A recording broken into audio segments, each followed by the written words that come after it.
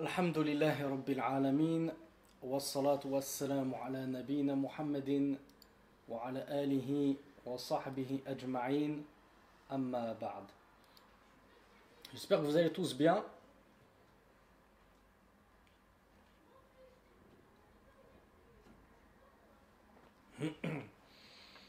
On se retrouve donc pour un séminaire qui, Inch'Allah, va durer tout le mois de Ramadan. En dehors des week-ends, hein. Je précise, j'avais oublié dans l'annonce de mettre en dehors des week-ends, donc du lundi au vendredi, de 16h30 française à 17h30, et qui va porter sur un livre qui est une compilation de fatawa qui tourne autour du Coran, notamment de quatre principaux chouyours qui sont Ibn Baz, Ibn Uthaymin, Al-Albani et Cheikh Fawzan, hafidhahullah, ainsi que Al-Lajna Da'ima. Et j'ai jugé utile qu'on étudie ensemble ce livre durant ce mois de Ramadan, puisque le mois du Ramadan, comme vous le savez tous, c'est le mois du Coran. Donc c'est le mois du jeûne, bien entendu. Tout le monde sait que le mois du Ramadan, c'est le mois du jeûne. Mais ce qu'on a tendance à oublier, c'est que le mois de Ramadan, c'est aussi le mois du Coran. C'est le mois où on se rapproche énormément d'Allah subhanahu wa ta'ala par un surplus de piété et d'œuvres pies, et c'est un mois où on va essayer de lire un maximum du Coran et pourquoi pas le terminer en entier à l'issue de ce mois-ci. Qui me rappelle d'ailleurs combien de pages du Coran est-ce que le prophète sallallahu alayhi wa sallam lisait durant le mois de Ramadan?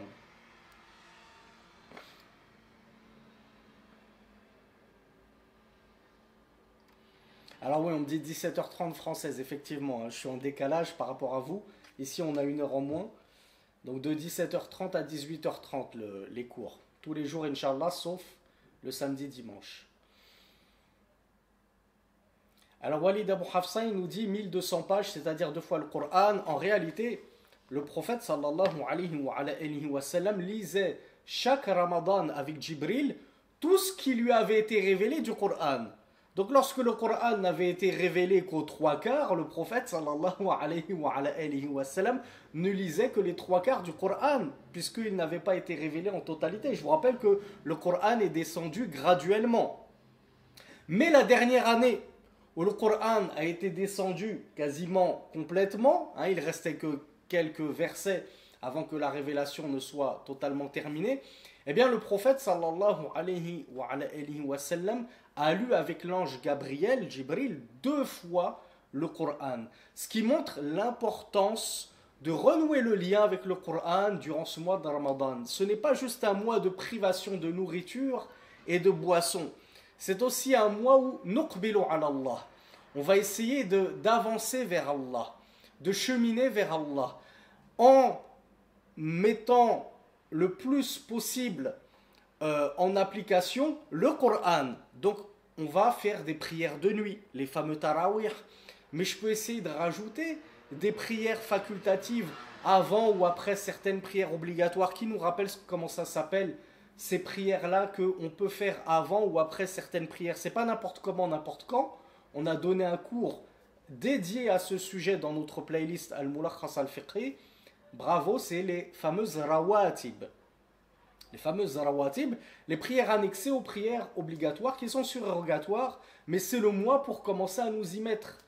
Donc c'est le mois où on se remet au jeûne, c'est le mois où, je l'espère, nos chères sœurs vont commencer à s'habituer à porter le voile, voire même le djilbab, voire même essayer de se couvrir le visage, que ce soit avec un niqab ou un masque sanitaire chirurgical. C'est le mois où nous, les frères, on va essayer de faire toutes nos prières à la mosquée et ne pas en délaisser une seule à la mosquée. Même le Fajr, je vais essayer de la faire à la mosquée. Et non pas comme le font tristement certains qui mettent toute leur énergie dans les tarawih. Du coup, ils rentrent à 23h minuit chez eux. Et puis, ils sont tellement fatigués que le Fajr, ils ne le prient pas. Et dans le meilleur des cas, ils le prient chez eux. Parce qu'ils sont trop fatigués pour aller à la mosquée. Or, qu'est-ce qui est prépondérant? Qu'est-ce qui passe avant, mes frères et mes sœurs? Les obligations ou les actes surérogatoires? Qu'est-ce qui passe en priorité? Qu'est-ce qui est préféré à Allah? Qu'est-ce qui est plus aimé d'Allah subhanahu wa ta'ala? Une prière obligatoire à la mosquée ou bien une prière facultative surérogatoire à la mosquée? Eh bien, je ne sais pas si on l'a vu dans notre playlist des 40 hadiths al-Nawawiyya, et si on ne l'a pas encore vu, on le verra. Allah subhanahu wa ta'ala nous dit dans un hadith Qudsi divin, et mon serviteur ne se rapproche pas de moi par une œuvre qui m'est préférable que ce que je lui ai prescrit. Donc on voit que si tu veux faire une œuvre qui sera la plus aimée d'Allah, c'est pas les actes surérogatoires, c'est pas les tarawih, c'est d'abord les 5 prières quotidiennes obligatoires. C'est celle-là auquel il faut que tu t'accroches à la mosquée. Quand tu as prié tes 5 prières chez toi à la maison par paresse, et puis c'est juste les tarawih que tu te donnes la peine d'aller à la mosquée, alors on te dit que tu as inversé les valeurs. Bien sûr, la base, c'est qu'on fasse tout à la mosquée. Les prières obligatoires et nos prières surrogatoires de tarawih. Mais si je ne peux faire que l'un des deux, parce que je n'ai pas la force ou mon emploi du temps ne me le permet pas, alors les prières obligatoires à la mosquée passent avant les tarawih à la mosquée. Et ton tarawih, comme on l'a vu, eh bien, il t'est tout à fait possible et valide de le prier chez toi. Tu peux même réunir ta femme, tes enfants et tu pries chez toi le tarawih. Mais c'est meilleur de le prier à la mosquée, bien entendu. Donc, à ce titre, l'imam Ibn Baz, rahmatullahi alayhi, nous rappelle que le Coran est... Alors, c'est vous qui allez tous me le rappeler. Le Coran, c'est quoi au juste? C'est un livre. C'est quoi au juste? C'est un livre écrit par Muhammad sallallahu alayhi wa sallam, dans lequel il nous dicte la conduite à tenir pour gagner le paradis. Alors, bravo. Je vois que vous êtes tous au taquet. Pour un premier jour de Ramadan, je salue la performance. Le Coran, c'est la parole d'Allah subhanahu wa ta'ala, directement révélée à Gabriel, qui l'a révélé à Muhammad sallallahu alayhi wa sallam. Donc le Coran que nous lisons, que nous tâchons de lire durant ce mois de Ramadan, ce n'est rien d'autre que la parole. On en revient à nos moutons. Le Coran étant la parole d'Allah subhanahu wa ta'ala, le Cheikh Ibn Baz, rahmatullahi alayhi, nous dit qu'on devrait faire très attention à cette parole d'Allah subhanahu wa ta'ala. On ne devrait pas la boycotter comme on est nombreux à le faire en dehors du mois de Ramadan, où on ne s'intéresse plus du tout au Coran, on ne le lit plus, on ne l'étudie plus, on ne le médite plus. Mais mieux vaut s'y intéresser pendant uniquement le mois de Ramadan que rien du tout. Et que de faire comme certains insouciants qui, même en dehors du mois de Ramadan, même pendant le mois de Ramadan, pardon, ne s'occupent même pas du Coran. Donc nous déjà, alhamdoulilah, on fait cet effort d'assister à des séminaires qui vont nous parler du Coran. C'est une très bonne chose. Cheikh Ibn Baz déplore cette chose qu'on rencontre beaucoup dans les pays islamiques et qui se rencontre beaucoup moins en Europe. C'est le fait qu'on va utiliser des journaux, des magazines dans lesquels il y a soit le nom d'Allah, soit carrément des versets coraniques, et on va emballer de la nourriture avec. Et après, ces bouts de papier dans lesquels se trouve la mention du nom d'Allah ou des versets finissent à la poubelle, voire carrément aux toilettes. Donc il faut faire, nous dit Cheikh Ibn Baz, très attention à bien révérer et respecter la parole d'Allah subhanahu wa ta'ala, jusque dans ces bouts de papier qui portent le nom d'Allah subhanahu wa ta'ala, ou certains versets. Alors qui d'entre vous sait, puisqu'on a laissé le chat, on va vous faire profiter, qui sait comment on s'en débarrasse de ces papiers dans lesquels il y a la notion du nom d'Allah, voire carrément des versets tout entiers? Alors bravo, vous êtes très nombreux à le savoir. Soit on les enterre sous terre, soit on les brûle totalement. Donc sachez qu'il n'y a aucun souci à brûler un papier pour s'en débarrasser, parce qu'on ne veut pas le jeter dans les ordures. Donc on passe sans plus tarder à la première question, qui n'est pas vraiment une question, c'est une question qui a été adressée à Cheikh Salih Al-Fawzan, hafidhahullah, mais vous allez voir à quel point elle est bénéfique, puisqu'il nous a donné une réponse qui est une mini-allocution en elle-même. Ce n'est pas une réponse toute bête, c'est vraiment une réponse pleine d'enseignements et pleine de profits que nous a apporté le Cheikh Salih Al-Fawzan, hafidhahullah. La question, c'est quelle est la sagesse dans le fait que le Coran soit préservé de toute modification? Déjà, est-ce que vous êtes d'accord avec ça, mes frères et sœurs? Est-ce qu'effectivement le Coran est réellement préservé de toute modification, où il est possible de trafiquer, de falsifier le Coran comme l'ont été la Torah et les autres livres avant le Coran. Donc on est d'accord. On est tous d'accord, impossible de falsifier le Coran, de le trafiquer. Pourquoi? Ben, tout simplement parce qu'il est préservé. On va voir, il est préservé par qui? Donc la question adressée à Cheikh Fawzan, hafidhahullah, c'est quelle est la sagesse dans le fait que seul le Coran ait été préservé? Pourquoi pas les livres avant lui, comme la Torah, l'Évangile? Est-ce que cela signifie que la foi en les livres postérieurs, c'est-à-dire la foi dans ce que contiennent d'enseignements les livres postérieurs, eh bien, on ne peut du coup pas y ajouter foi parce qu'ils ont été falsifiés et trafiqués et modifiés? Alors déjà, avant de voir ce que nous dit Cheikh Fawzan, moi j'ai 2-3 questions à vous poser. Donc je vous ai posé la première question.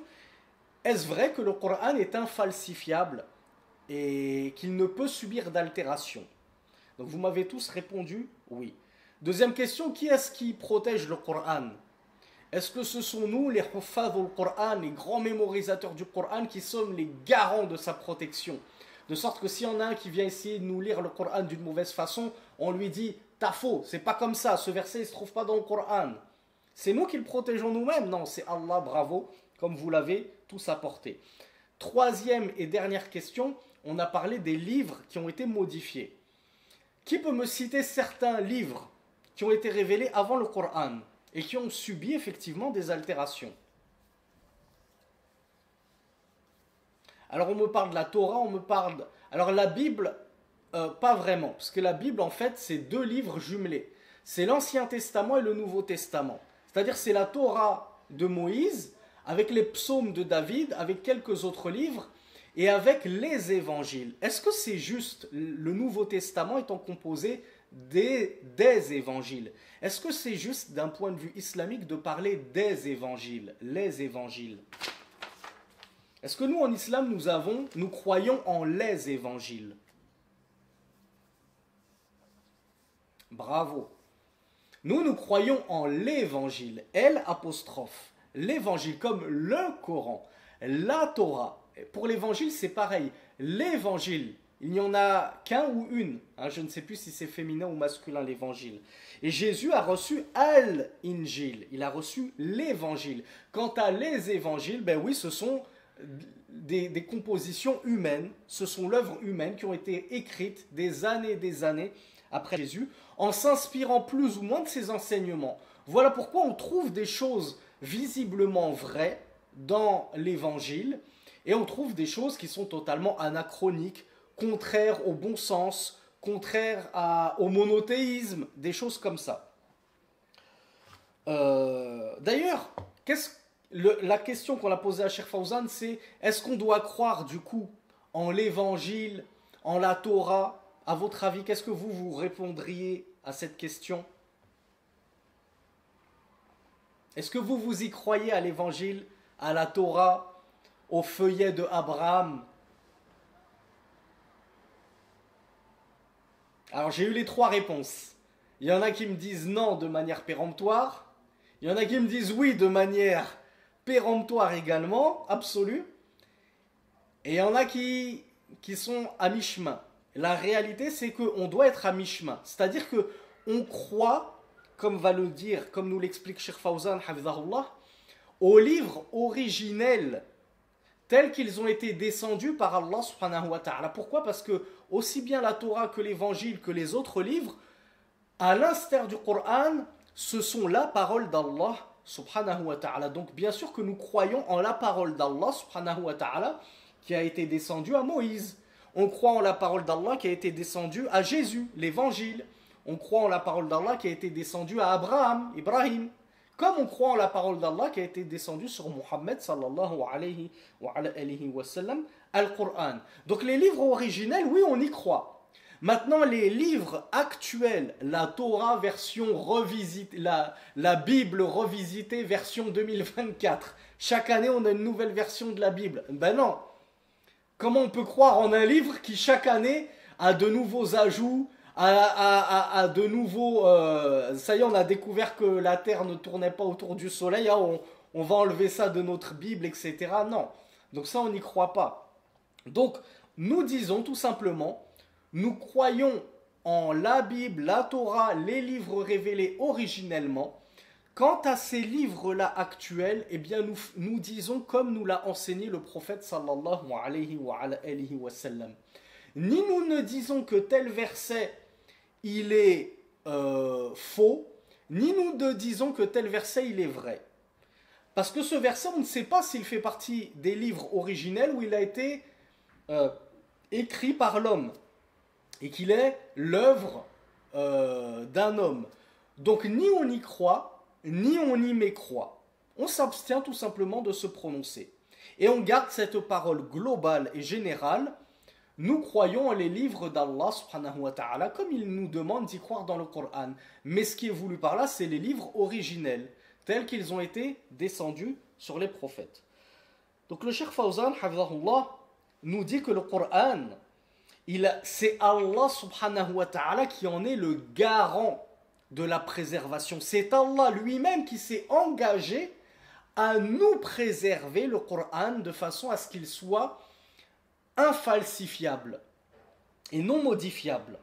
Contrairement aux livres précédents, Allah subhanahu wa ta'ala ne s'est nullement engagé à préserver la Torah, à préserver l'évangile, à préserver les psaumes de David, etc., etc.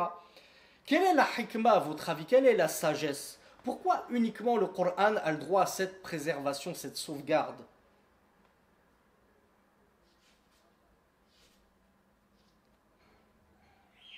Bravo Bouzidi. Bravo Abdoulayan. Bravo mes frères et sœurs. Tout simplement parce que le Coran, c'est la dernière révélation.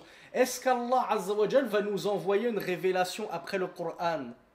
Est-ce qu'on doit croire au prophète, pseudo-prophète Raël, qui est plutôt le Dajjal Raël, qui nous dit « J'ai déjeuné avec Jésus, Moïse et Mahomet, je suis un prophète comme eux, etc. » On sait qu'avec la mort de Mohammed, sallallahu alayhi wa sallam, c'est la prophétie qui a pris fin. Il n'y aura plus de nouveaux prophètes après lui. Donc il n'y aura plus de livres, a fortiori, après Mohammed, sallallahu alayhi wa sallam. Donc le Coran étant la dernière de toutes les révélations qu'Allah subhanahu wa ta'ala ait jamais révélées, eh bien il est bien évidemment amené à devoir perdurer jusqu'aux temps les plus immémoriaux. Est-ce que le Coran, petite subtilité, petite faïda, est-ce que le Coran va demeurer jusque Yaoumil Qiyamah? Parce que Cheikh Fawzan nous dit il a Yaoumil Qiyamah, jusqu'au jour de la résurrection. Est-ce qu'en réalité il n'y a pas une petite précision à opérer? Est-ce que le Coran il va rester sur terre et dans les poitrines des gens jusqu'au jour de la résurrection? Qui va me trouver la bonne réponse qui est précise? Alors bravo Yaqub, qui finalement n'était pas un fake. Je sais que certains avaient peur que notre frère Yaqub soit un fake et prenne le micro pour semer la zizanie. Alors Nassim, bravo aussi. Bravo Kenza. Bravo Aboulayan. Bon, en fait, vous êtes très nombreux à le savoir, Allahumma barik. Je ne pensais pas que vous auriez été aussi nombreux, parce qu'on entend souvent, le Coran, il est destiné à perdurer jusqu'à la fin des temps. Pas exactement, pas la toute fin des temps, la fin des temps de manière globale, comme nous le dit Cheikh Fawzan, comme ça, de façon absolue. Mais précisément, on sait que lors de la fin des temps, Allah subhanahu wa ta'ala va enlever le Coran. Et il va rappeler le Coran à lui, comme nous l'a dit le prophète sallallahu alayhi wa sallam. De lui il émane et vers lui il retournera. Donc d'Allah subhanahu wa ta'ala émane le Coran, comme nous l'a dit le prophète sallallahu alayhi wa sallam, et vers Allah azza wa jal le Coran retournera. De sorte qu'à la fin des temps, mais vraiment à la toute fin, il n'y aura sur terre que les pires des gens, comme l'a dit le messager d'Allah sallallahu alayhi wa sallam. Et on trouvera quelques personnes qui diront La ilaha illallah, la ilaha illallah, et c'est tout ce qu'ils sauront de la foi et de la religion. Ils ne connaîtront rien, ni prière, ni jeûne, ni aumône, ni pèlerinage. Mais ils diront, nous avons entendu nos aïeux, nos ancêtres répéter cette parole, alors nous la répétons. Tout ce qu'il restera du Coran, c'est La ilaha illallah. le Coran sera retourné à Allah subhanahu wa ta'ala et plus personne ne connaîtra le Coran ni ne saurait le retrouver sous la moindre forme écrite. Mais globalement, puisque le Coran est destiné à perdurer jusqu'aux temps les plus immémoriaux, eh bien il est forcément destiné à être préservé de toute altération afin qu'il puisse être viable et un guide, une guidance et une lumière pour l'humanité jusque dans les temps les plus reculés. Le Cheikh Fawzan hafidhahullah poursuit et il nous dit Al-imanu bil kutub al-ilahiyya min arkan al-iman. Il est donc obligatoire de croire en les livres d'Allah subhanahu wa ta'ala au pluriel, comme Allah subhanahu wa ta'ala nous le révèle dans de nombreuses sourates, notamment dans sourate Al-Baqarah pour ceux qui vont la lire aujourd'hui ou qui ont commencé à la lire. D'ailleurs, croire en les livres d'Allah, ça fait partie de quoi? Alors, on me dit que ça a bugué. Je disais juste qu'il est obligatoire de croire en tous les livres qu'Allah a révélés. Ça fait partie de quoi cette croyance? Des fameux 6 piliers de la foi, à distinguer des 5 piliers de l'islam. Ce n'est pas la même chose. Parmi les 6 piliers de la foi, nous dit le Cheikh Fawzan, hafidhahullah, il y a la croyance en les livres divins. Donc nous croyons bien sûr en la Torah, on croit en l'évangile, on croit en Az-Zabour, les psaumes de David, mais les originaux, comme nous l'avons dit. Le Cheikh nous dit Wal iman bil kutubi as-sabiqa imanun mujmalun. On y croit de façon globale, pas de façon précise. On ne dit pas que dans la Torah actuelle, nous croyons en tous les versets de la Torah actuelle. Non, on dit nous croyons en la Torah originelle de façon globale. Quant à la croyance en le Coran, c'est une croyance globale générale et précise. Le Coran, contrairement à la Torah originelle et l'évangile originel, on croit en tous les versets du Coran. On croit même en chaque lettre qui compose le Coran. Et mes frères et sœurs, si je trouve un musulman qui me dit « Moi je crois quasiment en tout le Coran », mais il y a des versets là, les versets du voile de la femme, je sens qu'il y a eu un homme là qui a détourné, qui a voulu imposer le voile aux femmes. Normalement on est tous égaux, c'est pas normal. Est-ce que si je rejette un verset du Coran, ça passe ou ça passe pas? Si je crois en 99,99% des autres versets du Coran. Donc alhamdoulilah que vous soyez tous d'accord là-dessus. Le Cheikh Fawzan hafidhahullah nous dit mécroire en un verset du Coran, voire même mécroire en une lettre du Coran. Moi je dis ce waouh dans le Coran il est en trop. Non, c'est pas la révélation d'Allah. Ça doit être le scribe quand il a retranscrit le Coran, il s'est trompé, il a mis un waouh en trop. C'est du coup, c'est de la mécréance. Pourquoi? Pourquoi mes frères et sœurs c'est de la mécréance?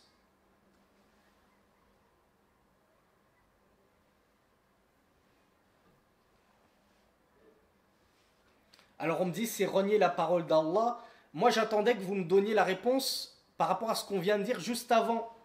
De quoi on a parlé juste avant? Bravo Ryan Shaouch. Parce que tu es en train de prétendre qu'au final Allah subhanahu wa ta'ala n'a pas préservé le Coran. Or Allah nous dit dans le Coran wa inna lahu lahafidhun, et nous en sommes certes les protecteurs, les garants, les sauvegardeurs. Certes, nous sauvegardons ce Coran, nous le protégeons de toute altération. Et toi tu viens et tu nous dis non, il y a une faute dans le Coran, ce verset il est faux, il est apocryphe, il y a une lettre en trop. Mais tu es en train de traiter Allah de menteur lorsqu'Allah nous a dit dans le Coran qu'il s'était chargé de sa sauvegarde. Donc est-ce que vous comprenez pourquoi le Coran, on y croit de manière générale et on y croit même en détail? Jusqu'à la moindre lettre du Coran, nous y croyons, contrairement à la Bible, par exemple, l'Ancien Testament, le Nouveau Testament, tous ces livres.